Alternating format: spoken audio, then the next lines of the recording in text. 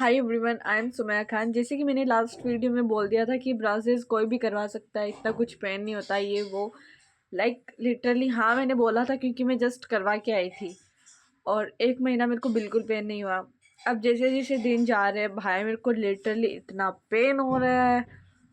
करवाना आप अपनी जिम्मेदारी पे करवाना, और इतना पेन होगा मत करवाना। मैं तो बोल रही हूँ मत करवाना। अगर नॉर्मल आपके दांत इतने से हैं तो मत करवाना, अगर बहुत ज़्यादा तो ही करवाना। मेरा हल्का सा दांत ये था, मैंने सारे पे करवा लिया। अब जो मेरे मतलब मेरे को खाने में भी लिटरली भाई, मेरे को खाने में भी इतनी प्रॉब्लम आई है ना, मैं कैसे एक्सप्लेन करूँ। I have no words first of all. मतलब आप अगर चावल भी खा रहे हो ना, उनमें भी आपको इतना, मतलब रोटी तो दूर की बात है, चावल में भी इतना पेन होगा आपको, सोचो आप।